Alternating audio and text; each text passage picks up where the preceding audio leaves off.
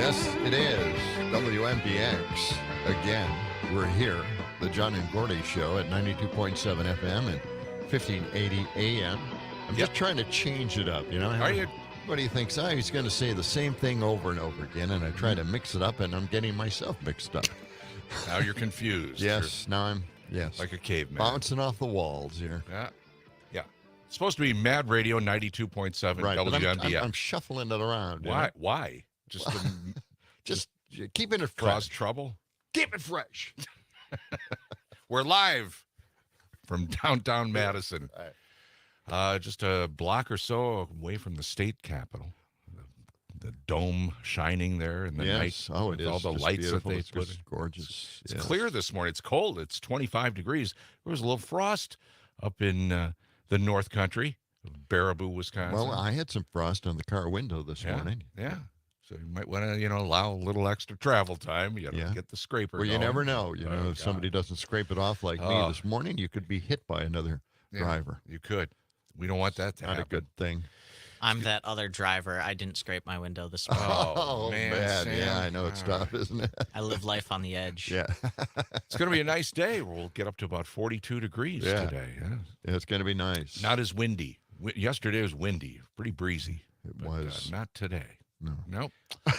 Not today. Nope. The wind has gone away. Blown away. Shit. Wow. Sorry. You hit the dump button? Whoa. I don't good know if you God. did. What are you doing? You can't keep the headphones on this morning.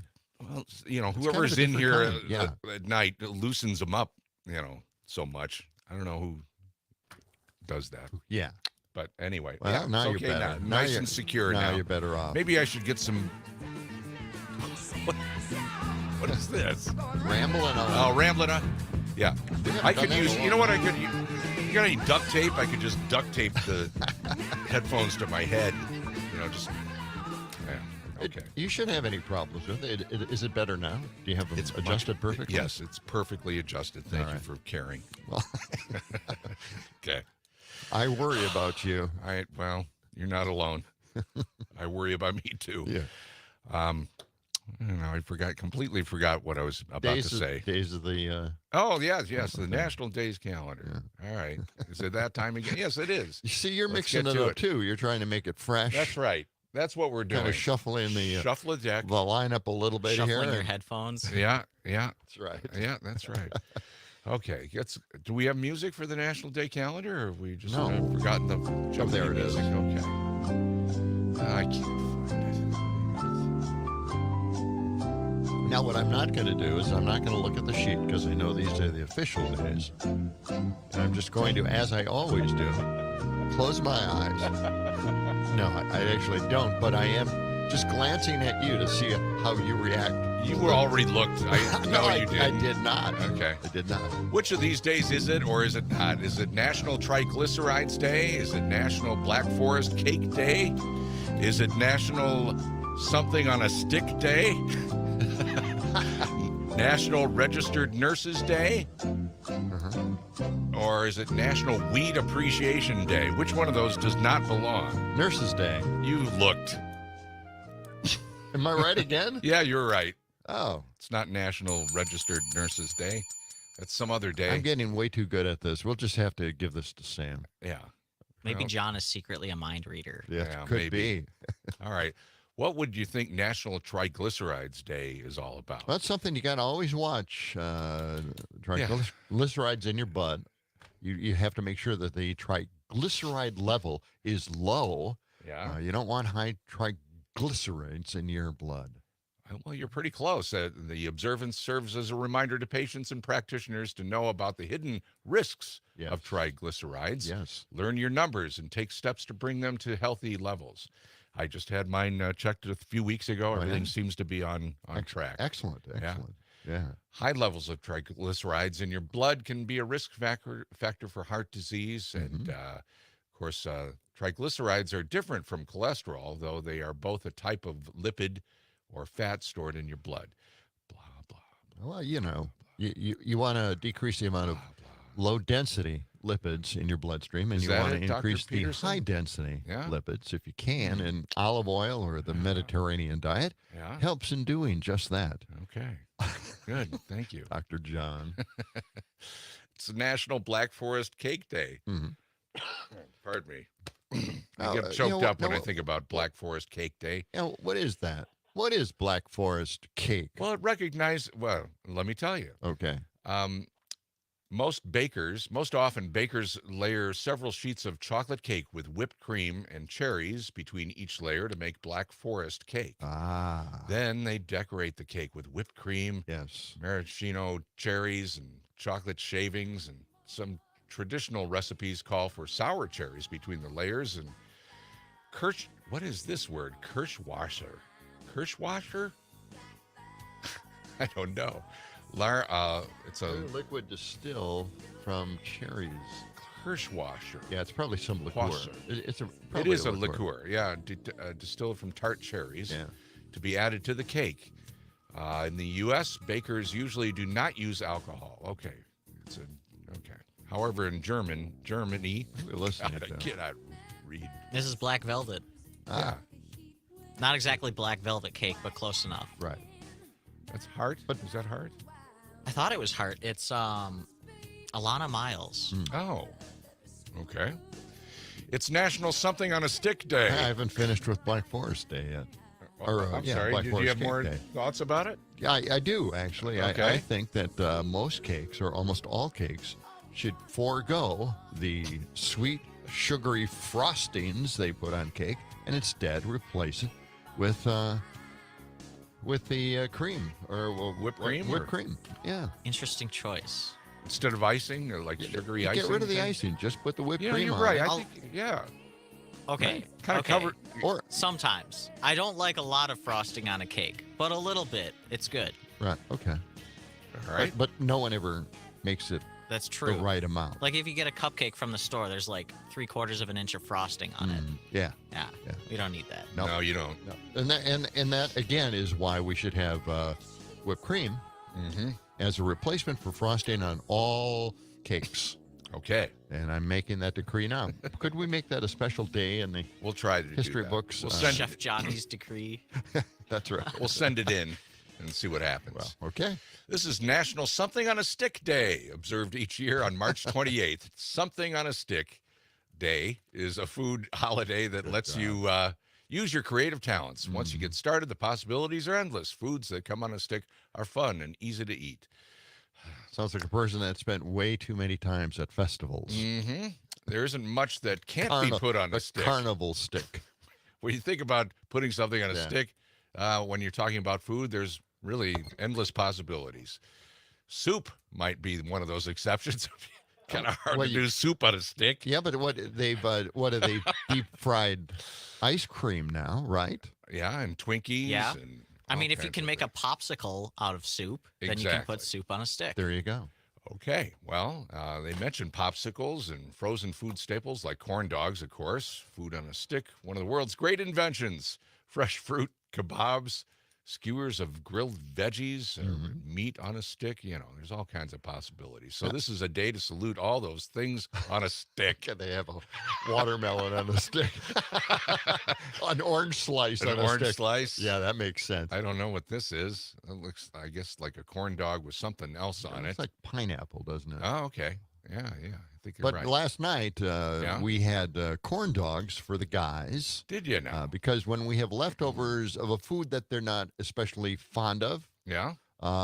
we eat that and we give them the corn dogs because we want certainly for them to eat hot dogs with all the cancer-causing nitrates possible. But anyway, it's in the oven, right? And I always tell my wife, could you just do it in the microwave? It's going to save a whole hell of a lot of energy. But he always makes it in the oven because it tastes better that way. But it smells just like a carnival in our house. For the next few hours? Smell, Yeah, that can't get rid of it. And it's a wonderful smell. But yeah, they Yeah, had corn dogs last night. Yeah. So your house smells like a carnival It midway does. now. It does. A midway. Yeah. Right. Well, here's something that'll help. You could salute this day. It's National Weed Appreciation Day. Get a different smell going. That in is your a house. much better smell. This day, March Yeah. 28th, National Weed Appreciation Day, each year reminds us of some of the weeds that are beneficial to us and our those weeds. ecosystems. Yes, Yeah, humans. wrong kind of weed. Well, Wow. so far, That, humans have used weeds for food and herbs for much of recorded history. Mm. Some are edible and nutritious, while other weeds have medicinal value. Do you remember as a small child the fun you had with dandelions? Do you, John? yes. Oh, yes. Lots of Well, fun with these bright dandelions. yellow flowers serve a purpose. Dandelions are a food source for insects and some birds. Humans eat young dandelion leaves and Almost enjoy. an unhealthy preoccupation with dandelions when I Yeah. was a child. Really? Yeah. You can make I'm dandelion not going tea. to tell you what I did with them. I'm not going to say anything Why about don't it. you? Come on. Come on. Now, I know you want to say it now. What are you talking about? But of course, you know, when What the did you do Stones with came out with Dandelion, it was Dandelion it was wine? their tribute to my favorite little pastime. I can't tell you what I did with Dandelion. Is it X-rated? What do you mean? Okay. Can you? I What- can't tell you. John Peterson, the international man of mystery. Yeah, there you go. Okay. Exactly. Native Americans use dandelions to treat specific ailments. Nutritionally, dandelions contain a source of vitamin A, C, calcium, iron, and fiber. Who knew that dandelions were so healthy? Yes, yeah. I didn't know Yeah. that. Okay. Actually, I'm just making it up about the dandelions. You know. You got okay. But no, you know, somebody makes dandelion wine. My Yeah. my grandfather did. Yeah. And I still can't figure out why he thought it tasted good. It was awful stuff. Yeah. Maybe it's just the way he made it. Sam, you want to crack open the history book? Sure, let's do this real quick. We only got a minute left. All right. Yeah, that's all we need. 1963. John, this one's for you. Yes. The Birds premieres in theaters. Absolutely. Yeah, I just love that. Lovely. And I have Bird's Barbie, Oh yeah. as you all know. Right? 1979, 3 Mile Island nuclear accident happened. Yeah. Yeah. Mhm. I wasn't around for it. Yeah. I- That didn't work out real well. and a No, lot of not people really. have kind of soured on nuclear power plants at that yeah, point. a little bit. I think that area is still closed off. I 3 think Mile is it? Island, It might though. be. Yeah. Let's get through a couple birthdays real All right. quick. Okay. Frederick Pabst of Pabst beer. Pabst Blue Ribbon. He was born in 1836. Yeah. Huh. Reba McEntire, 1955. And Lady Gaga, she's playing us out, 1986. Excellent. Okay. All right. 619 coming up. The Mean Farmer. Oh, you know. You know.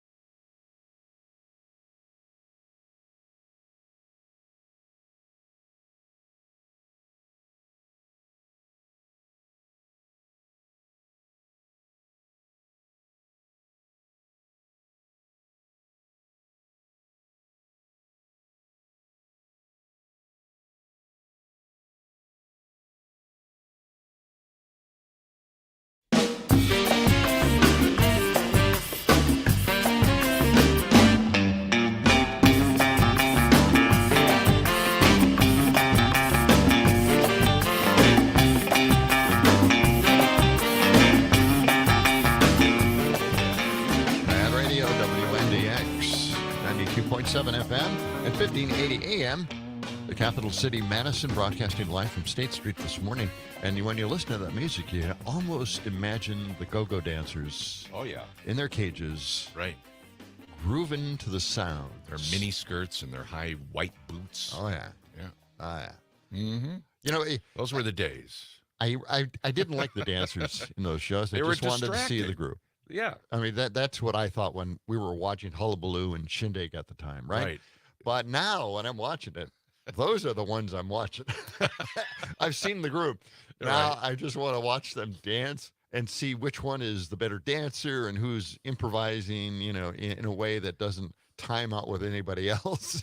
It was kind of a weird time in television because they had dancers on shows, on these variety shows, like the Jackie Gleason show, the big time variety Anita shows. Kerr dancers, yes, things like that. But then when that music started to change into the '60s music, the mid '60s, late '60s, the dancers still needed gigs, I think. They did, and they had probably a pretty strong union or something. So they're like, we're going to have dancers still on these go-go shows, the Hullabaloo show and Shindig. And they'd come out and do these routines in between some of the bands. I know, and we thought, how square. It is just they're weird.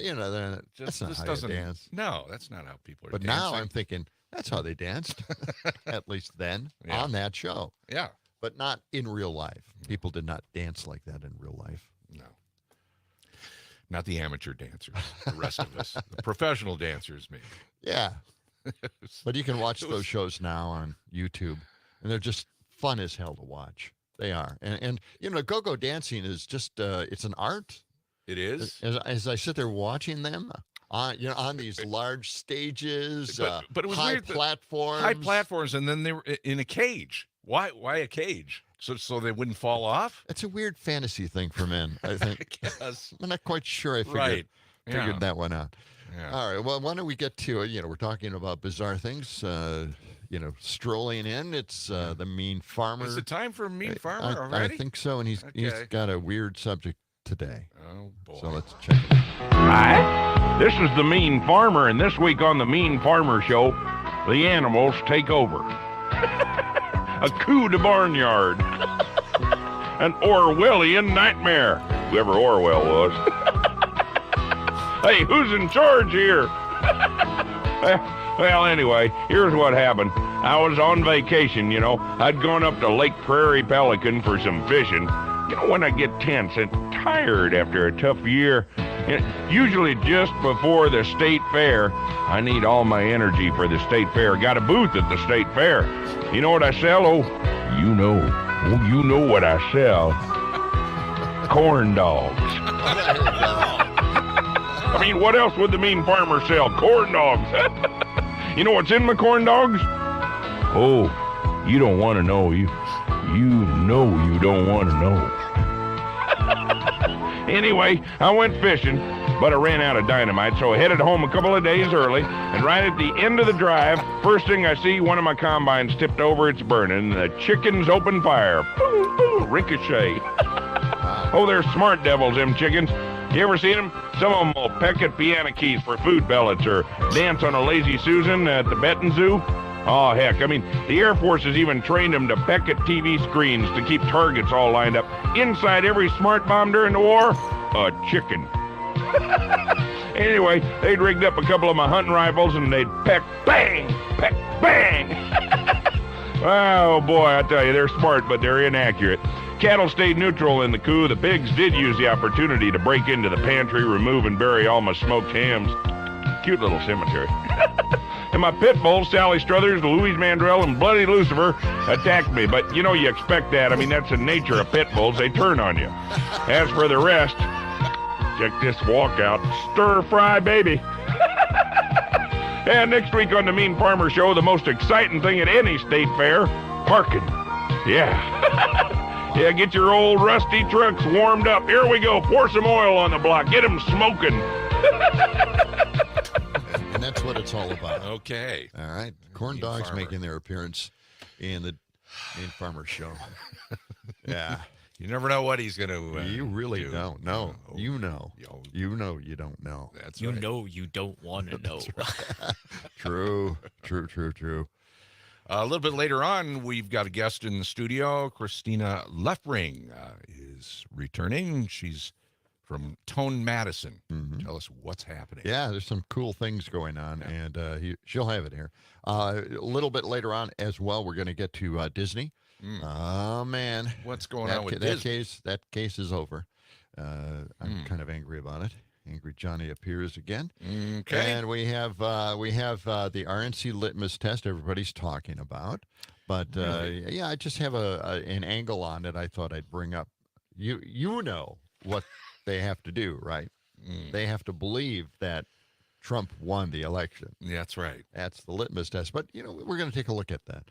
Mhm. And the Supreme Court here in our state has made the process a lot faster. So we'll get to that story as well. But first, of course, we've been talking about on this program Yeah. constantly Christian nationalism. And this time we're going to talk How's those Trump Bibles selling so far? I Yeah, wanna know what yeah. the- How's that whole thing working out? $59.99 for a Yes. Trump Bible. Yes. A God Bless USA Bible. I wonder how many Bibles he'd need to sell in order to pay his legal fees. Yeah, do the math. Boy, that would be a lot of Bibles. Now, supposedly, it's not supposed to help his campaign, but I think there's, Yeah, really? I think there's something we don't know. Just a guess. Well, Yeah. which campaign? Well, The campaign to elect him as president, or the campaign to keep him out of jail? The legal campaign. Yeah, to pay his legal fees. Yeah. I think that's Okay. what it's all for. Uh-huh. In fact, I think that's what the RNC is for at this point. Okay. But anyway, we're talking about now chaplains in schools. We had this story previously, but it's catching on nationwide now.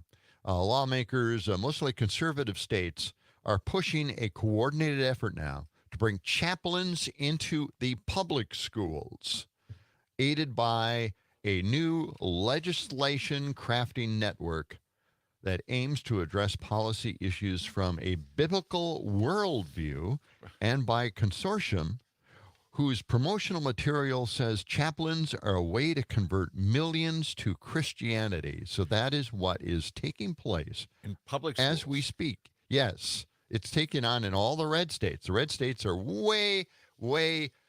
It's not ahead. Well, It's, they're certainly exploring the Christian nationalism in each and every one of the red states. and this is catching on. It's catching on nationwide. Yeah. This is a big deal It's now. a bit scary. Yeah, well, I think it Yeah. should be. It should be. I mean, these are normally school counselors, Okay. right? And now they're chaplains speaking the word of God. That's the one way you could learn a lesson, I guess, some chapter and verse from the Bible. But others, there's a psychological element to it, and school counselors are trained to deal with certain issues, So the high school certain counselors, problems teens have. instead of sitting down and talking about the curriculum and what's going to get you into this college and how to get there, they're going to be more like Exactly. confessionals. Yes. Where the kids come in and confess, Yes. talk about. And then they'll, give you a Bible verse that you can, guide your life course on. That seems It seems wrong, very right? strange. It doesn't seem right. 629 news weather. Ham Yankee.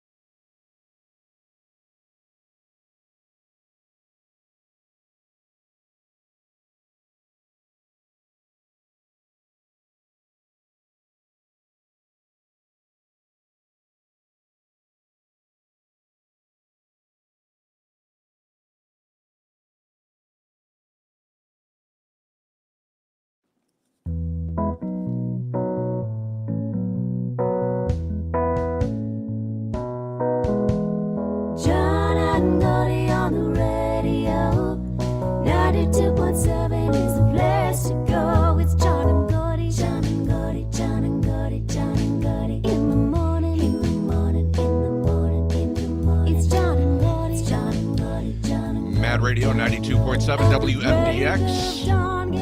John and Gordy on the radio. You're listening to Shondell Marks, and she was at Konamichi last night up in Baraboo, and she called me a couple of days before that performance and said, hey, why don't you come up and do a couple of songs? It was kind of a recital. She has a bunch of adult students, songwriters and vocalists.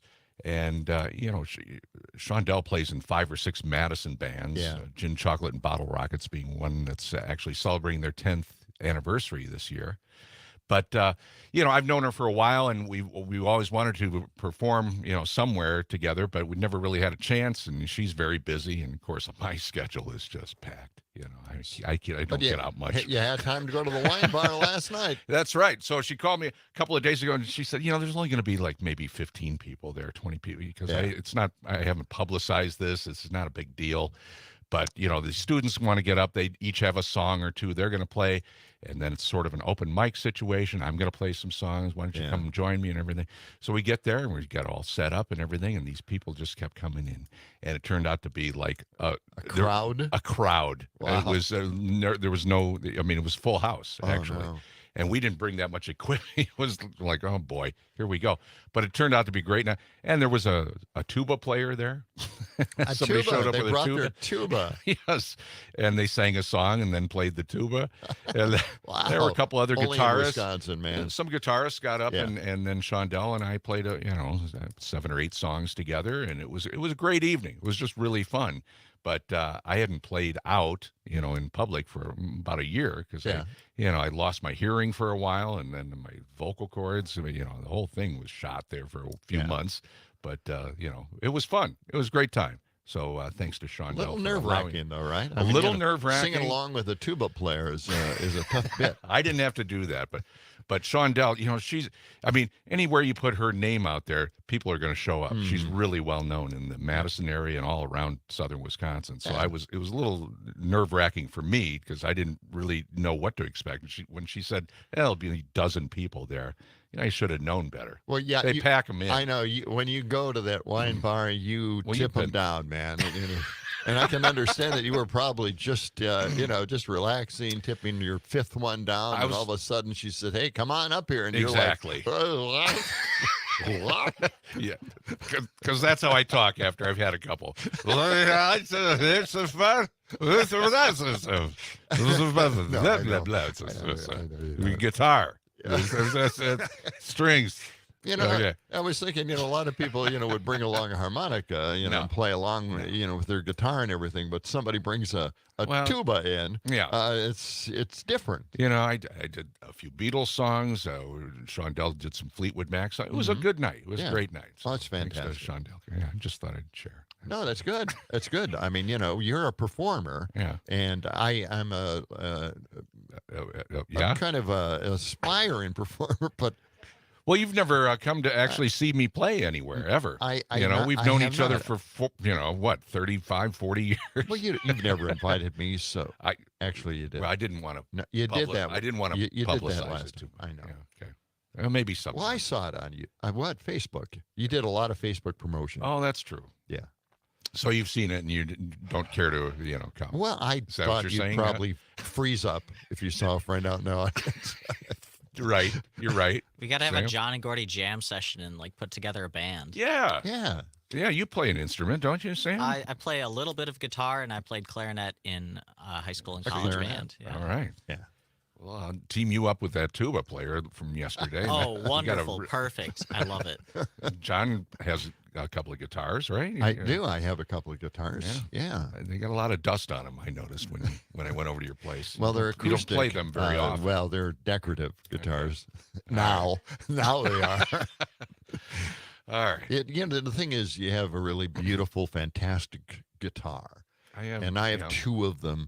And you just can't part with them. Right. It was such a difficult time trying to get the guitar in the first place. I went all the way out to Arizona, Phoenix. Good Lord. And then Phoenix didn't have it. I went to Tucson, Arizona, and I bought the guitars there. Yeah. And it was just my dream come true, actually. It's an Earthwood Ernie Ball acoustic guitar, and they have super thick bodies. Okay. And in fact, they they really made the bass guitar that a lot of Hirachi bands use. Okay. But in this case, they started making guitars, and at the Ernie Ball, it's a classic, by the way. I'll tell you something. I mean, best guitar place around up in La Crosse, Dave's Guitar. Dave's Guitar, It's been there forever, and an amazing collection upstairs. His personal collection is unbelievable. But there's also a Dave's Guitar here in Madison and Milwaukee, and he's branched out a little bit to a few other locations. Well, I want to give a hat tip to the Guitar Shop, which is out on Johnson. And I had both my guitars tuned up there, and I have to say that you think, what, tuning up a guitar? Well, they do a little. Really, I mean, a little. Yeah. My God, my guitars came back completely different, sounding perfect, better than ever, even better when I first bought them. I'm thinking, wow. I didn't think tuning up a guitar would make that kind of difference. They probably adjusted the neck, too. They did adjust the neck, but they went inside somehow, and I don't know. Yeah, there's just crazy. Okay. But boy, they're just beautiful guitars now. I have a Grammer too, by the way. Grammer. Okay. Yeah. Well, you don't care. All right. I got a Martin, and I know. You do. A couple of Fenders. Yeah. Yeah. You always say, "Well, I got one of the cheaper Martin." It's like, well, a cheap Martin. Yeah. That doesn't exist. No, not really. Okay. It's Guitar Talk with John and Gordy, Mad Radio, 608-879-8255. And I would base my next purchase on whatever we talked about. Okay. All right, let's get to it. All right. Let's next on the big list here? Well, it's a heartbreaker for me. Is it really? Yeah. Why is that? Well, Disney was out there fighting for the First Amendment. Yeah. So long against DeSantis. Just because they disagreed with the law, DeSantis decided to turn government against a private business just for, free speech rights.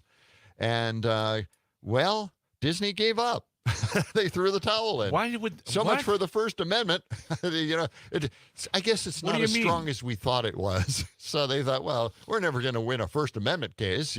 Government lashing out at a private business for having an opinion. No, so we're just going to give up. And that's what they did. Well, they gave up. What story? Tell us more. They didn't. You know what? They didn't actually send out a statement in regards to this. They merely acquiesced and gave up in the case. The lawsuit that they had against DeSantis, they just dropped out. They were, of course, not happy with the district management that DeSantis put in place. But they dropped all the lawsuits, everything, just gone. What was the free speech angle on this? Well, the free speech angle, of course, is that they disagreed with DeSantis's law. Okay. Don't say gay law. Okay. They came out and they did not agree with it. And DeSantis decided to turn government against it in retaliation. Right. And that wasn't enough to make a case in front of the Supreme Court or any court for that matter and win the case for the First Amendment. Please. I mean, this is like, handed to them on a platter. Right. And they just walked away. Anyway, it left unchallenged. This would have said, this is the statement that, I was so energized over. This is their belief at the time. If left unchallenged, this would set a dangerous precedent and give license to states to weaponize their official powers to punish the expression of political viewpoints they disagree with. That was Disney's position before. They dropped out and just gave up on the First Amendment. I should have guessed this is what they would have done. I hate Disney. I hate them. Well, I've hated them. Yes, I've hated them for a long time. Look, why? You don't like the Disney movies, like Dumbo and I love the Disney movies. Darby O'Gill and the Little People, which you guys both should definitely watch sometime. But they held on to the television show Zorro, and they put it away in their damn vault. Yeah. In the old days, they put things away in their vault. What they did is they cleaned up their VHS movie versions of it, and they made you buy that, and then they locked it away in their vault again until the next digitization of it. And then, all of a sudden, they're like holding everything in these vaults. Right? Because the thinking is that makes them more valuable because people haven't seen them for so many years. They want to see it again, and here comes the next digital format or whatever, so they re-release it. And then, of course, they held Disney off. Yeah. The Zorro series. And I'm like, what are you doing? And I wanted my little kids, my boys, to watch Zorro as their first superhero. Zorro was kind of cool. And it kept, it was really cool. I mean, Guy Williams is like the best Zorro ever. And he did that. Gonna have to bust out the VCR and show him the old-fashioned way, I guess. Yes, well, it's on now. They do have it on the Disney Plus channel. Oh, okay. But now, of course, they're in their 20s. Yeah, they don't care about Zorro now. They could have walked around with the Zorro mask and sword fighting throughout the house. Do the Z that he did at the beginning of the show. Yeah. And it was just, it's like the first superhero I ever admired. Mm-hmm. And I wanted them to experience it as well. And it was in the Disney vault. Yeah. What the hell? And they never released it until now, Disney Plus, 80 years later. What were they thinking? I don't know. And especially for the baby boomers who grew up on it, we would like to have seen it maybe in our 40s and 50s and 60s. But no, it's in the Disney damn vault. Well, we can see it now, though. Yes, not too now late. You can see it.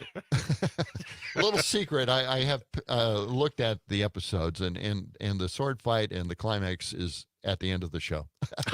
Oh, really? It's what a surprise. About 28 minutes, but you go through it and just scan. Okay. Oh, yeah, but I'll tell you what, this is the crazy thing. Yeah. This was Disney, and it was on, Sunday night, and the kids were all watching. So Zorro really never killed anybody. Mm-hmm. Okay, but I'm watching the episodes, and all of a sudden, there's this sword fight at the end of the episode, and he kills a guy. What? He runs his sword through him. Oh. I couldn't even believe it. I'm still stunned. I don't know if this has happened in all the other episodes, which I have not scanned through yet. But it was stunning. But I got to say this though, the pose of Zorro after he kills this guy is just so fantastic. Oh my God! The pose that he had, just standing over the guy. Yeah, standing over the guy. Oh my gosh, it was just. It blew my mind. It really did. They have superhero poses and superhero poses, but this was like the ultimate superhero pose. It just, I melted when I saw this thing. We'll have to see if we can get a screen capture of that or something.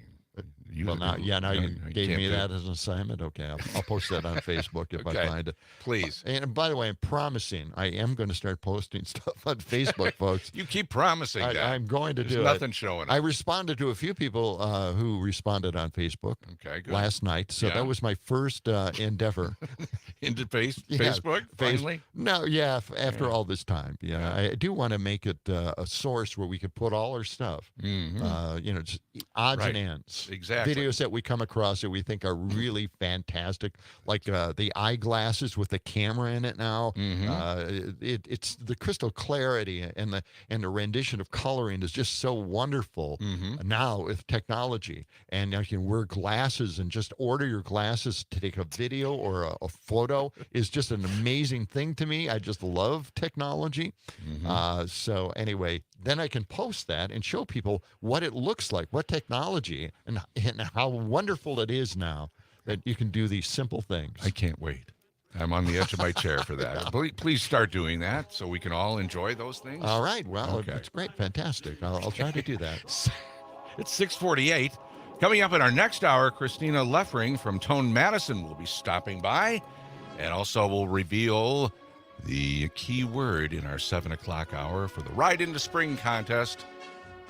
Coming right back. Here's Zorro's theme song right here. Magas say the darndest things coming back.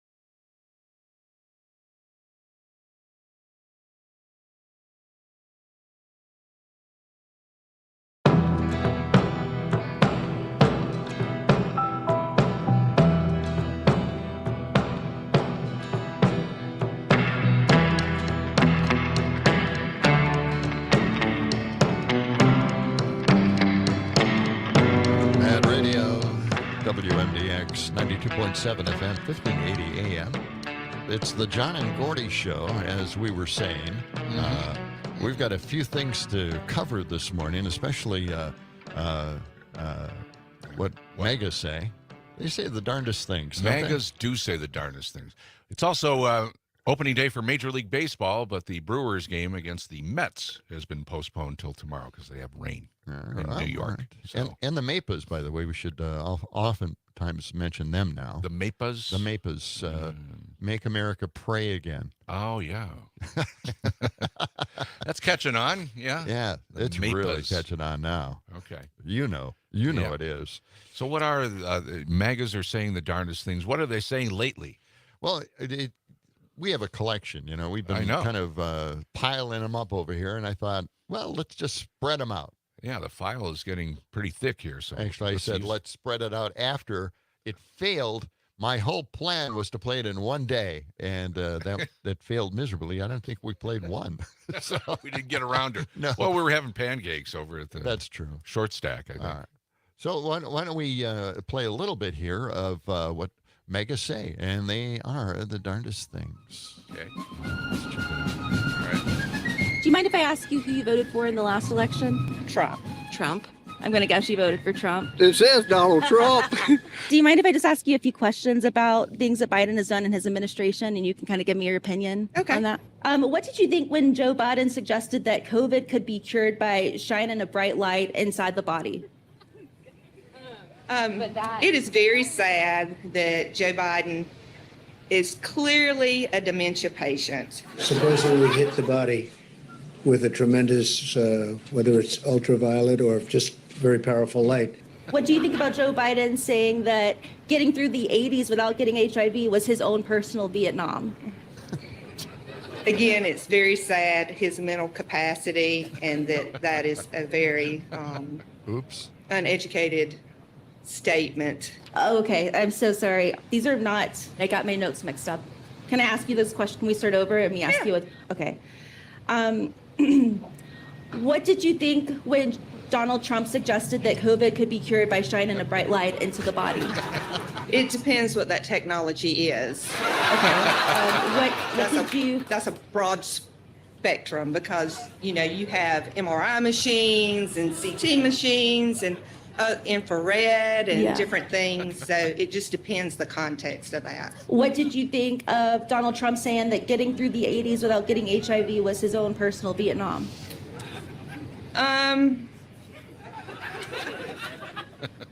Dementia patient? No, I don't believe that. There are accusations that Joe Biden cheated on his wife with a porn star after his son was born. And there's actually a paper trail showing he paid the sex worker $130,000 to keep quiet about it. Well, who did that? Joe Biden. And he was making, I think, less than $100,000 a year at that time as a congressman, a senator. And how does he do that? You tell me. Would you vote for someone that paid? Of course not. Okay. So Trump did do that. Trump had a fling with Stormy Daniels. And paid her $130,000. Hush money, yes. And you're voting for him. I am. My father had affairs too, and I still respect him. How do you feel about Joe Biden using his bone spurs to dodge the Vietnam draft? Joe Biden has a problem. He isn't an American. He isn't a patriot.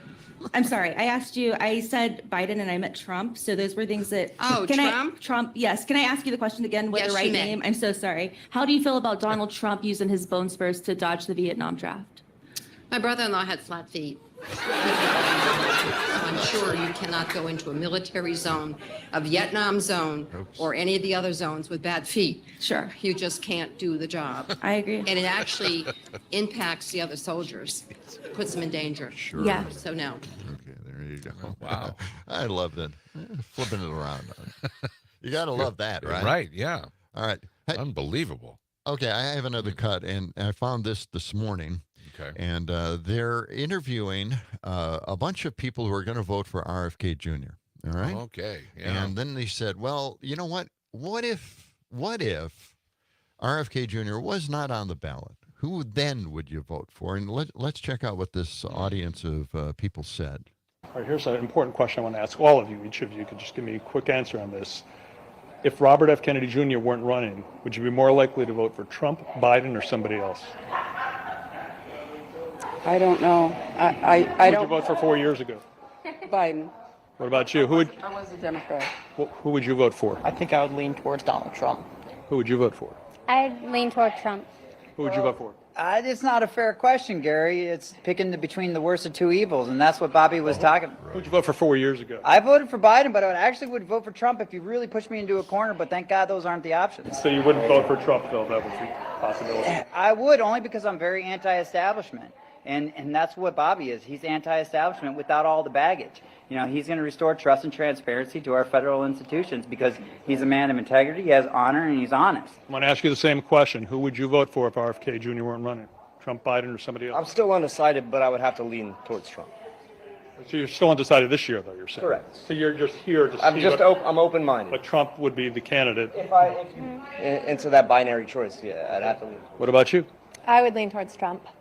What about you? I'd have to go third party. I just can't support either of those candidates, so Biden or Trump. So to review, how many of you said if RFK Jr. weren't running, you would most likely vote for Trump? Raise your hand high so I can see. 1, 2, 3, 4, 5. How many said Biden? And I think it was just one. And you said third party. Are you concerned that your vote for RFK Jr. could be a spoiler vote? Is anyone concerned? No, I'm not concerned about that. We need a change in America. We have to shift from the uniparty. Yes. I'm sorry. I would love to address that because I think that's ridiculous. There's never been a better time for a third party to win. Now's the time to do it. Wow. Let me ask you Amazing this. style. Okay. All right. Okay. Yeah. So it kind of tells you one thing that RFK Jr. voters are actually taking votes away from Trump. You think that's the case in Wisconsin? I don't know, but I No. mean, that's a sampling. That's a huge sample of people who would vote for Trump instead if they can't vote for RFK Jr. So that's an amazing thing. And back in January, Marquette University Law School had RFK at 16% in Wisconsin. Yeah, that's and I think huge. that's actually gone up to about 19% now. So I mean, it could be a factor, especially in swing states. It could be. Hopefully, well, and it seems like it's taking away votes from Trump at this point. Yeah. So we'll see. We'll keep a track on it. All right. It is 6:58, and coming up in our next hour, we'll be talking to Christina Leffring from Tone Madison. We've also got the Ride into Spring keyword coming up after the top of the hour. We've got news, weather, and sports coming up.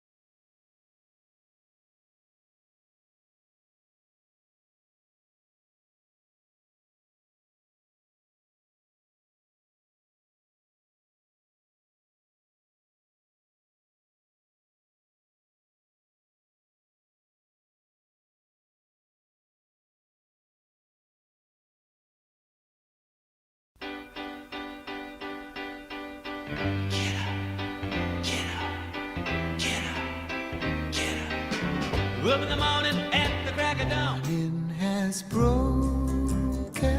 Now the morning sun is shining like a red rubber ball. Woke up, fell out of bed, dragged a comb across my head. 7 a.m. comes too fast, roll out of the bed to that alarm clock blast. It's a beautiful morning.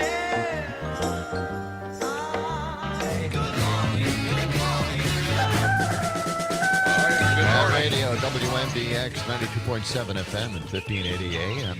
The John and Gordy Show, broadcasting from the capital city of Wisconsin, Madison, State Street, just down the street from the Capitol, where all of our legislators are on vacation for 10 months. Oh. I think most people, get a 10-month vacation, so nothing unusual there. Right, sure. Yeah, a 10-month vacation. It's nice to have. They do some work, don't they? No. Walk around the Actually, office they don't. filing papers. No. No? No, they don't No do committee even that. meetings? Nothing. Okay. Nope. Okay. It's vacant. It's 7 minutes. It's for tours now. What? You can tour the Capitol now. That's okay. Unobstructed by any politician.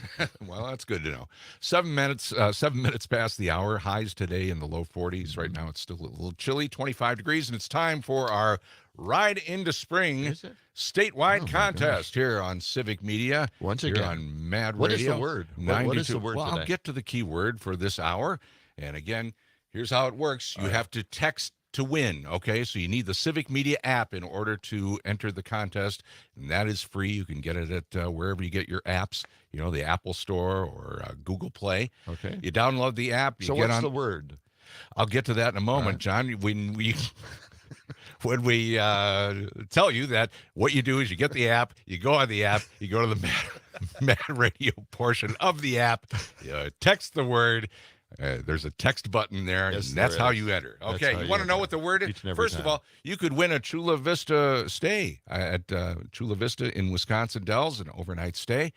We do 4 of those a day. It's 7 o'clock, 10 o'clock, 1 o'clock, All right. 3 o'clock. That's when we do the key words. Yep. And that gets entered into the contest. And okay. All right. So You want what's the key word now? What is the word now? The word for this hour, I'm ready. park. Park is the key word. Okay? Yeah. In the park. P-A-R-K. Not park. Not park. So you have to text that in before 8 o'clock. Yeah. Park. Park is the key word for today. You could win a Chula Vista Resort overnight stay and all our grand prizes. Also, you're entered into those 2 grand prizes, including new bikes, outdoor patio furniture, a 3-in-1 blender, and a whole lot more. All right. Saturday in the Park. Park is the key word for this. South Park. We'll have other keywords at 10 o'clock, 1 o'clock, and 3 o'clock. Park it. Park. Okay? Take park. No, that's park. Park. Yeah, it's park. P-A-R-K. Keep that in mind. All right, let's talk about the bridge, okay? Okay. The bridge collapse out there in Baltimore. So sad. I want to take a different angle on this, all right? First of all, I want to look at what the actual federal government is going to do about it. Biden came out right away and said that they're going to pay for everything, every expense possible. This is the adult in the room, cut 583. Okay. All right. My transportation secretary is there now. As I told Governor Moore, I've directed my team to move heaven and earth to reopen the port and rebuild the bridge as soon as humanly possible. And we're going to work hand in hand with the support of Maryland to support Maryland and whatever they ask for. We're going to work with our partners in Congress to make sure the state gets the support it needs. It's my intention that federal government will pay for the entire cost of reconstructing that bridge. And I expect the Congress to support my effort. This is going to take some time. The people of Baltimore can count on us, though. Okay, there you go. That's the adult in the room, all right? And of course, he can declare a disaster area, which allows FEMA to pay for the entire cleanup and reconstruction of that bridge. That's what it's for, yeah. So anyway, I'm cruising the Twitter sphere, and Aaron Rupert, who often posts there, had this warning. Can you imagine if this bridge collapse happened while Trump was president? Remember him calling Baltimore a rodent-infested mess. he would have refused to help rebuild unless the governor got him some Biden dirt, probably, right? Something in return. Yeah, there you go. It's always transactional. Now, MSNBC's Stephanie Rule tweeted this: the people still unaccounted for, the workers who are on the job at 1 a.m. fixing potholes, the families experiencing unimaginable grief today.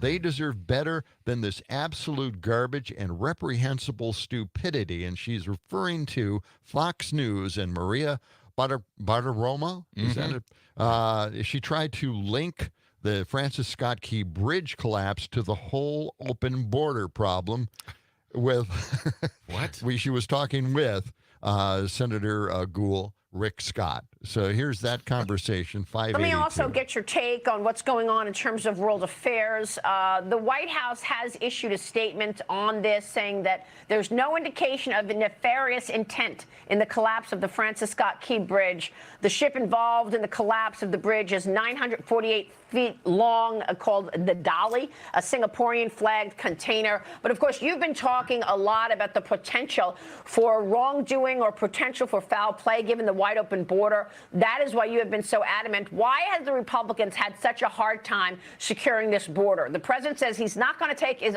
executive action. You know that. Well, we all have to stand together. We all have to say that it takes 60 votes to pass anything in the Senate. And so Republicans have to stand together and say, look, we're not going to do anything else unless we secure the border. That's it. That's the solution. Really? It's the border. Secure the border.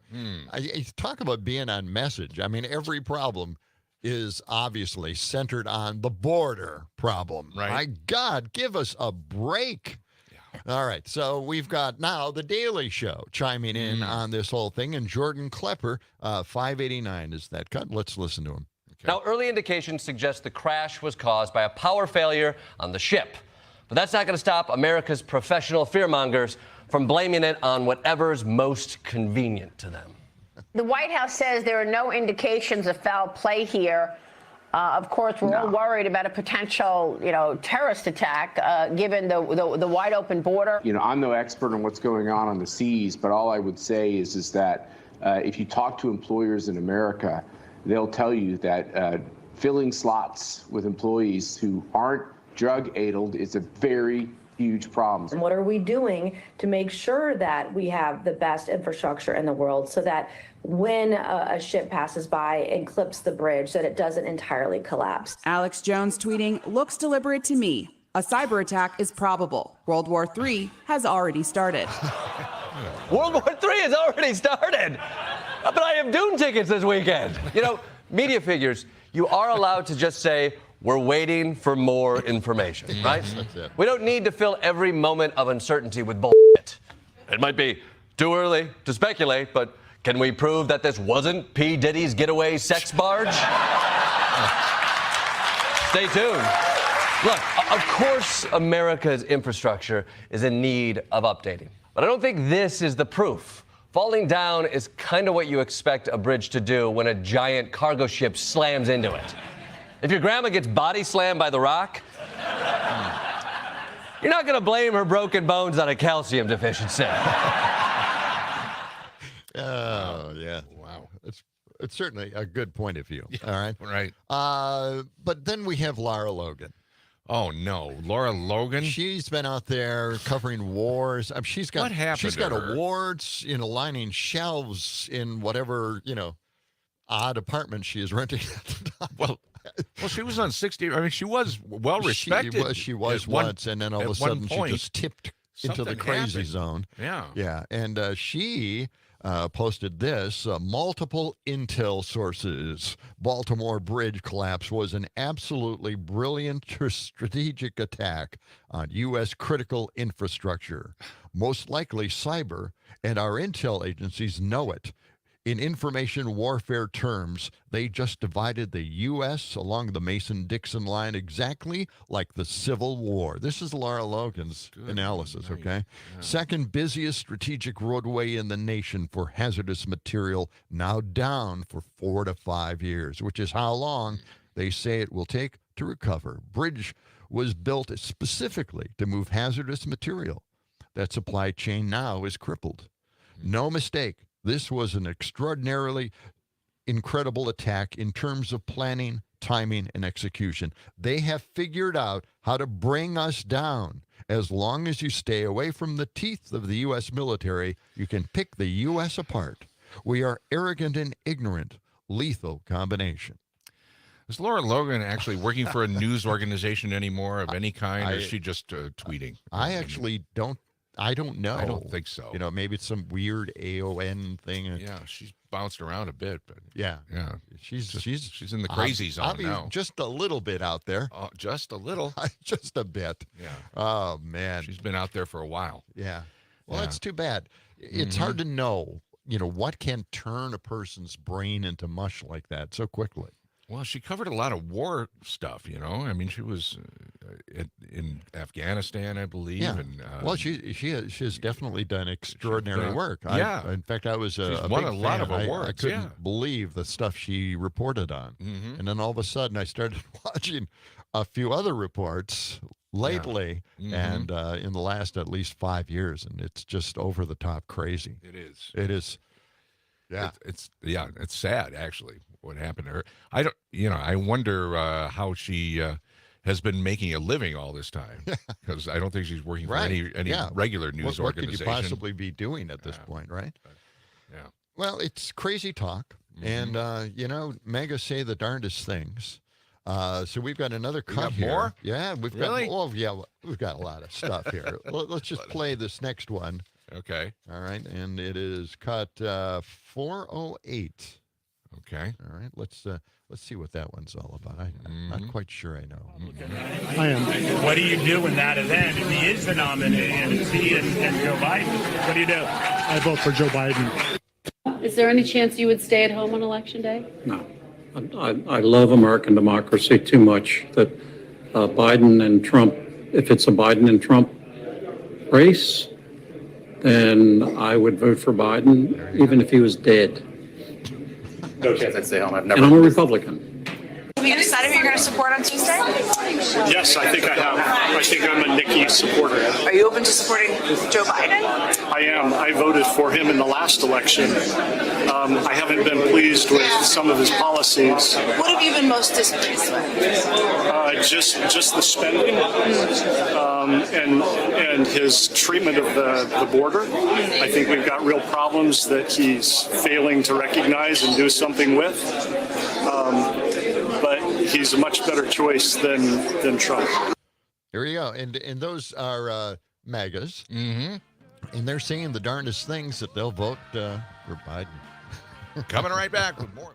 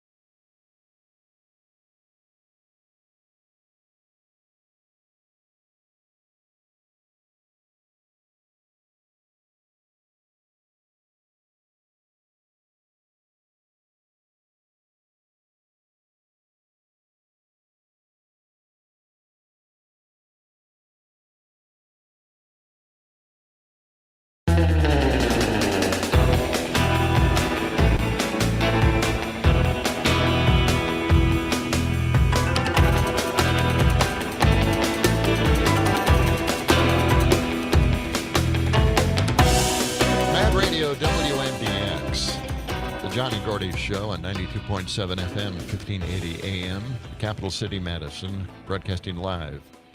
And I've got like, I know we got to mention the word, right? Yeah, we got to mention the key word, John. It's 20 minutes past 7. So in this 7 o'clock hour, the Ride into Spring Text to Win statewide contest. The key word for the 7 o'clock hour is park. P-A-R-K. Okay? Park. All right. That's the key word. All right. We'll get to more in a little while. All right. Okay. I had a epiphanic moment. A what? Yesterday. An epiphany. After I read a certain tweet, it all just became very clear to me about the whole meaning behind DEI and why they want to get rid of it. They're so adamant about getting rid of DEI. And now everything is just as clear as a bell. And I'm going to pass along this tweet that is, it focuses everything you've ever wanted to know about DEI into just one word. Really? Yeah. Everything you wanted to know about diversity, equity, and inclusion. That's right. It's all just right here, right now? Right here, right now. All right. In this Twitter X. I'm on the edge of my chair. You will just not believe this. This is a guy, I am yes, you are no. That's his Twitter handle. And he wrote this. And it was a clip of Baltimore's mayor. Okay. All right. This is Baltimore's DEI mayor commenting on the collapsed Francis Scott Key Bridge. Okay, that is it. It all just became very clear to me after that. He is black. That mayor is black. And the DEI mayor, this is what they're fighting. They're fighting against having black people doing anything, being a part of anything. They want a white nation. This is as clear as you can get it.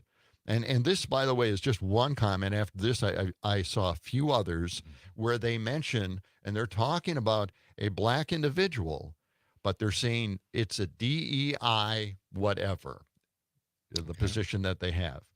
This is as clear as you can get. That's what it's all about. And now we know what Robin Vos, the Speaker of the Assembly, is all about. This is what he's talking about. This is why he is so adamant about getting rid of DEI at the UW or any place. This is the whole point. This is a white Christian nation that they definitely want in place. They want to stop everything now. They don't want integration. They don't want diversity or inclusion. They want to prevent all of that from happening, and the quickest way is to ban this stuff and use the power of money and government to stop it all from happening. So I hope this has clarified it for just about everybody. Again, the DEI mayor of Baltimore. This is just truly, a clarifying moment for everybody, I think. What do you think? Am I on the right track here? I think so. Okay. I don't want to step out too far. No. Although I oftentimes do. All right. But I just thought it was an observation that I think it really just kind of explains everything. Because it's just hard to imagine why anybody would be so against DEI. I mean, what's the point? Diversity. How could you possibly be against diversity or inclusion or, or equity? How could you be against any of that stuff? But they have chosen to be against it, and it has to be centered around minorities, especially black individuals, doing anything in society or being a part of anything in society. They really want to clarify this. And this is what DEI is all about. Here are a few responses, by the way, from the readers of this. DEI is the new N word, I guess. DEI mayor, when in reality he is just a black man elected with 70.49% of the vote in the city. That is 62.3% black. The racism on this app is sickening, of course, on Twitter. By DEI, you mean democratically elected individual? So, yeah, there's just a few responses. But, a lot of people noticed what this has all really come down to at this point. All right. Yeah. All right, now I want to get to something a little bit crazier. And this is a very short clip. Even crazier than that. Okay. 588, and it is about sucker punches. Fox host suggested that sucker punch incidents in New York are Joe Biden's fault. Let's check that clip out, a short clip. can do is do not be on your phone. Keep your head on a swivel, keep your earbuds low, and pray that come November, there's a different change of leadership here, because if there was a Republican in office, the laws would actually be enforced, police wouldn't be defunded, and we wouldn't be in this situation. There you go. Really? Okay. So that's the root of it. That Joe Biden, Oh, my God. It goes on and on and on. Well, laws aren't being enforced under Joe Biden. And he Really? just decided that was one of his policy issues. Yeah, just wanted to make sure that, in this country, we don't enforce laws anymore. No. Under, of course, Trump, everybody was under the gun, under the iron fist of government. All right. So, anyway. Yeah, there's two different justice systems. There really is. There really is. So how about a justice system here in this state has been revamped just a little bit, and that is the new liberal Supreme Court. They have adjusted things just a little bit. We're watching the court cases of Donald Trump just string out forever. I don't think any of this is ever going to be taken care of. It's just incredible what is happening out there and how judges are bowing to help Trump out. It's just phenomenal. I mean, he can beat up on the judges, on the prosecutors, on the jurists. He could get them, life-threatening phone calls, but they're still bending over to lower his bail. Yeah, and delay things. Yes. Just push it down. Another motion to delay. All of that. It just keeps happening. That's what their lawyers are all about. Yeah. That's all they're doing. But in this state, not going to happen. The state Supreme Court made some adjustments here. Yeah. The justices who want to write a dissent in some matters before the court will have to do so within 2 days. Apparently, they've been dragging this out. Parties in a case will have some of their windows to respond to other matters trimmed to just 14 days instead of stringing that out, as we are seeing with Trump. And the court can agree to hear a case by a majority vote of members who show up for the meetings, rather than a majority of the entire court, which reportedly has had difficulties getting all the justices in the same room. What? And that is something that the conservative, believe it or not, the conservative justices have not been showing up so that they can't do a lot of stuff.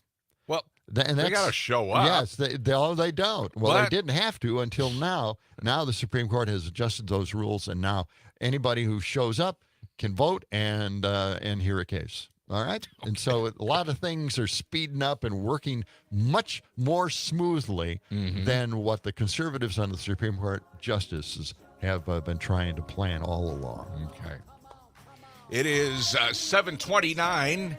25 degrees, highs in the low 40s today. Coming up after news, weather, and check of ag markets with Pam Yankee, we're going to be talking with Christina Leffering from ToneMadison.com on the John and Gordy Show. It's the John and Gordy Show.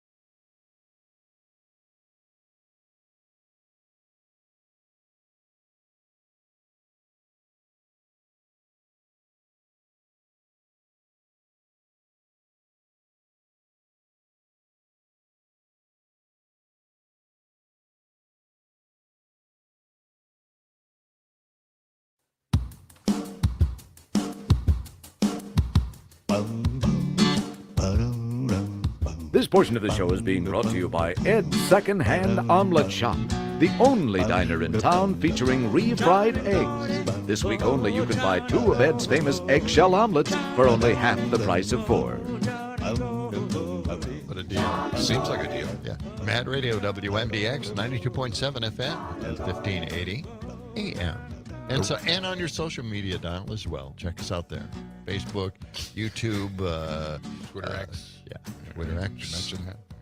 Yeah. Okay. The Ride Into Spring Text to Win contest. Yes. Moving on. It's a statewide contest here on Civic Media. All of our stations are participating. And this is where you could win an overnight stay at Chula Vista Resort in Wisconsin Dells. We do this at 7, 10, 1, and 3 o'clock. So for our 7 o'clock hour, and again, you have to text this word in on your Civic Media app in order to participate. The word this hour is park, okay? You need to text that in before 8 o'clock this morning. Park, P-A-R-K, is the key word for this hour, and good luck. All right. And now I just want to bring up the fact that there's a litmus test. If you want to be a part of the administration coming up, there... Sorry, John. We're trying to get your attention. My here. attention.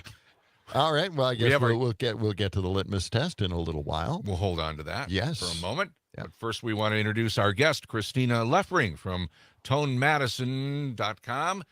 She is back with us this morning. Good morning, Christina. Hi. Good morning. Thanks for having me again. Absolutely. You have some great stories coming up on Tone Madison. And the one that caught my interest was the Zuckerbucks story. I'm not going to say the title, and you shouldn't either. I don't think the FCC will let us. No, but, no. Yeah. But this is about the ballot referendum amendments for the Constitution, and of course, one of them kind of bans any kind of outside funding for our elections in the state. What's the story about? So it's just kind of a reminder because, a lot has happened in the past 4 years, and people might not realize that these amendments, while they're kind of innocuously worded, they do have a very specific history going back to the spring primary in 2020. I don't know if you remember that, but... Oh, yes. Yes, indeed. They didn't come back. They didn't try to help. They sent everything to the Supreme Court via a legal institute. That's how they dealt with it, and that is basically not dealing with it at all. And then, of course, then we had these outside groups coming in to help out a little bit, buy some of the protective devices, masks and the sanitizers, shields, and stuff like that to help these people process the votes. Yeah, well, because I was actually in Racine. I was working at the newspaper there during 2020, and Racine had a woman who was working in the mayor's office that would apply for grants. And so she actually coordinated with the mayors of the other 5 major cities that got the first round of grants from the Center for Tech and Civic Life. That's right. And so they applied for this funding so that they could have more resources to mitigate the COVID pandemic in the fall election, because remember, we had huge turnout for that election, and people knew that we were going to have huge turnout. And this was still very early in the pandemic. So. And they did everything they could to try to get Governor Evers' problem solving somehow repealed. And exactly. I mean, for that April election, Evers tried to push it back to June because if you remember, April was still really, really early in the pandemic. Right. Right. Yeah. I don't even know if I had a cloth mask at that point. I'm not sure. I can't remember when exactly that happened, but it was pretty much a blur for me. Pretty much. But I do distinctly remember seeing photos of people lined up for dozens and dozens of people. I don't know how long they went. And there was some lady in the line who was holding a sign that said, "This is ridiculous." Yeah. Yeah, it certainly was. So, and here's an important point too. The Zuckerbucks from Facebook, obviously, that was a small part of all the money that was contributed into this fund, into this organization that helped out with the election, right? Exactly. Mark Zuckerberg and Dr. Priscilla Chan, his wife, they made like a $350 million donation that year. Mm-hmm. But that's it. I didn't see any presence from Facebook on their board of directors or, any kind of sign that, the way that Wisconsin Republicans have tried to portray this whole thing, they make it sound like Mark Zuckerberg personally flew down to Milwaukee and paid people to vote for Joe Biden, which is, not what happened, but also like this idea that Facebook is somehow a liberal company is also absurd. Yes. I mean, if you look at their, I included a link to their open ballot profile where it shows that they donate to both parties, like semi evenly, but they do pay a little bit more to Republicans. And they're a business. Well, the criticism is that all of these big cities are, of course, Democratic strongholds. Right. It's not our fault, that is the way it is. I mean, let's have a Republican stronghold, big city in Wisconsin, huh? Start one, you guys. See if you can even manage a city at this point. But anyway, that money went to other cities as well, small communities, local communities, rural communities.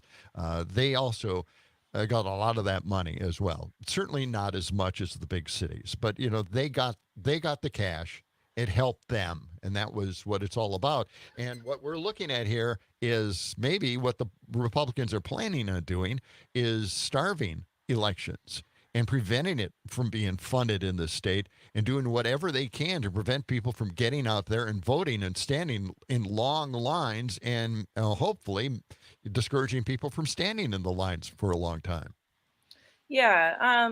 I mean, first to clarify with the funding a little bit, that first chunk of funding was what was applied for by the five cities, and they got that. And then after that, maybe it was because of some of the like blowback that the organization was getting because of giving money to these big cities. There was another round of funding, but they gave money to over 100 municipalities across the state. Yep. But with what you were saying, I mean, do you remember when Madison, to adapt to, the COVID pandemic, they would have a poll worker or someone from the clerk's office sit in a park, and that was it. Like they would sit in a park and you could walk up to them and give them your absentee ballot. Right. That is the whole thing. And they turned it into this whole story about like ballot harvesting and made it sound like it was something nefarious when it was literally, instead of sitting indoors in a community center, they were sitting in a park. Right. In an open space where you're less likely to get contaminated, at least in the air, via the air. Right. We're talking with Christina Leffering from ToneMadison.com. Christina, tell us about this story that you have about uninstructed voters helping Republicans by Scott Gordon. This was kind of a pushback against this idea that we're hearing from kind of the Democratic establishment that this campaign telling people who do not support the way that the Biden administration is handling the war in Gaza to vote uninstructed in the primary. And that this is somehow enabling Republicans. I mean, first and foremost, like Biden's going to be the nominee. There's no one else numerically who's going to be able to get there. So, once again, we're faced with a Trump-Biden matchup, which nobody wants. But also, for people who are really disappointed with how this administration has handled this whole situation, this is a way to send a message of, this is what we want you to take action on. Right. Right. If you want our vote, you need to do something to stop what's happening in Gaza. Yep. And it's I I think it's a good way to protest in this case. You know, we just saw a headline just this morning that Netanyahu is saying that they're a few days away from ending the war, taking out. Yeah, there's light at the end of the tunnel. It's Hamas. going to end in a few days. Hamas is over with in just a couple of days. That's a promise from Netanyahu, right? Yeah. All right. A little delay tactic right there. No doubt about it. And what does that even mean? Yeah, I You know. know, like, exactly. what- What does it know. mean? Yeah. Yeah. You know, Hard to because say. with the situation in Rafah is really dire, and they're not letting humanitarian aid in. And the the Biden administration keeps trying to act like, there's only so much they can do. But I mean, Ronald Reagan was able to stop a conflict in Israel in the 80s, and that was Reagan. Yeah. So, like, the U.S. has a lot more power in this situation than I think the administration is admitting. Well, I think it something should have been done a long time ago. Just writing a blank check and letting Israel or any country do anything they want. I think was kind of a big mistake. But that has been a huge debate tactic for a long time for people who support just unquestionable support for Israel. And nothing should be that clear. There should be something wrapped in with that. Some strings attached to it. Right. I mean, legally, we have a law on the books that says that whenever we give money to a foreign country, that we have to ensure that, that money isn't going towards actions that could be considered like war crimes or, Right. unethical.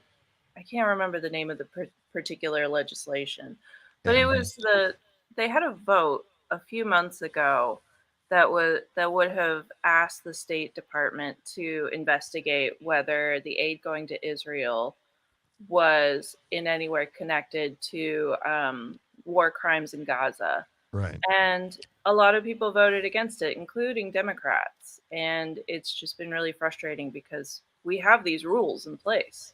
Right. Exactly. Talking with Christina Leffering. Let's go to the phones. Mark has a question for you, Christina. Mark, go ahead. Yeah, that you're talking about the pandemic and the voting and the Zuckerbucks and all that. It just reminded me, the image I have in my head of Robin Voss wearing the full gear, protective gear. That was the same kind of gear that the nurses were wearing when they're giving them my chemotherapy in the first half of 2020 there. That they had a mask on, had to wear a gown. And each time they came in of the room, they had to change their mask, and that. But then I got to, halfway into the pandemic, when the pandemic hit, then they had to change all that. They had to ration their masks, and Robin Voss, using that gear when actual health care workers would actually need it. It was just an insult. I mean, that it just is. I struggle to remain FCC compliant when referring to Robin Voss. We're going to get back to our guest, but I agree with you completely. It was almost like a Daily Show bit watching him do that. It's saying everything is safe. You can go out and vote. Remember that? It's just amazing. I remember that very well. He looked the camera straight in the eye and said, "You are incredibly safe to go out, covered head to toe in PPE." Yes. Just an amazing thing. Oh, man. Do we have can we just touch on, do we have time at all? We got about less than a minute here. So, Christina, can you hang with us here for a few more minutes? Sure, can do. All right. We want to get to our next question, topic, basically Title 6. We'll get to that in just a moment. It is coming up on 7:49. We're talking with Christina Leffering from ToneMadison.com. More John and Gordy coming up.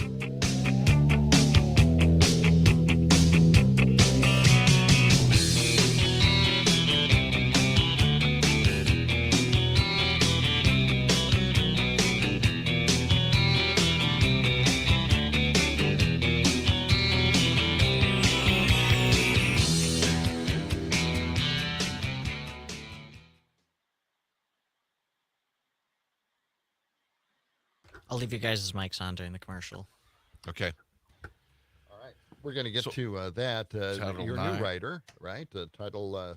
Is it Title 6? Title 6 investigation? Yes. Okay. And then we can go another few minutes with that. Oh, we're getting another call here.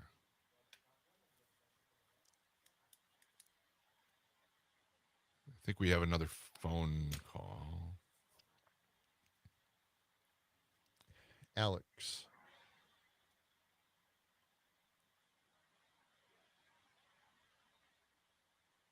Alexander JV. Sounds very official. Or is it JV Alexander? What's going on? Oh, I think this is not, I don't think this is a phone call for our guest. Oh, okay. Is that for our guest or no? Okay. Oh, okay. All right.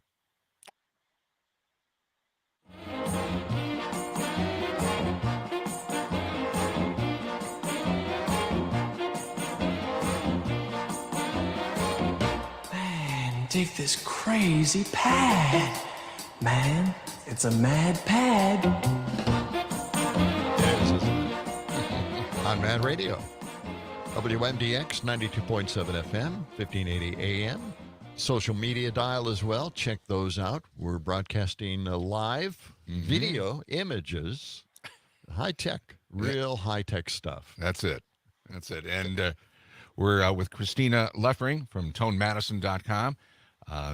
And we want to get into the Title VI investigation. Yeah, what's that all about? Yeah, so this, where do we start with this one? So, I mean, it starts with a complaint filed by someone who's not even affiliated with the campus. And this is some guy, let's see, I'm trying to pull up his name. I can't remember it off the top of my head. But, But Zachary. the Department of, okay. So it was triggered by a complaint filed by Zachary Marshall. He's the editor of something called Campus Reform, a self-described conservative watchdog of higher education. And he claims that he filed it in defense of Jewish students. And so a Title VI investigation is for discrimination due to people's shared ancestry. That's the language. And this writer who did the story for us talked about how there's been dozens of investigations that have. Is it investigations of protests on UW campus? Is that what they're trying to discourage this? So that's the thing, is that like with each individual investigation, they don't like talk about what the investigation is specifically about. But let's see, it says the DOE has opened at least 54 investigations into alleged discrimination involving shared ancestry. In a press release, the department describes these investigations as covering both anti-Semitic and Islamophobic incidents, but suggests that the anti-Semitic incidents outnumber the Islamophobic incidents 2 to 1. So a real discrepancy in what they're investigating there.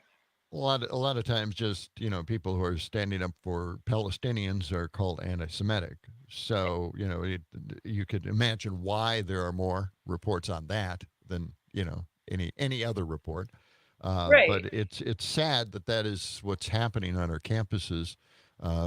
People should be able to have some free speech, protest what they want to protest, and shouldn't be called names or categorized in any kind of negative way for speaking their minds in regards to this. It's not like white nationalists are out there trying to make their point.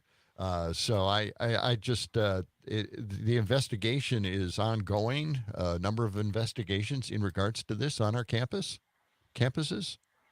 Yes. Okay. All right.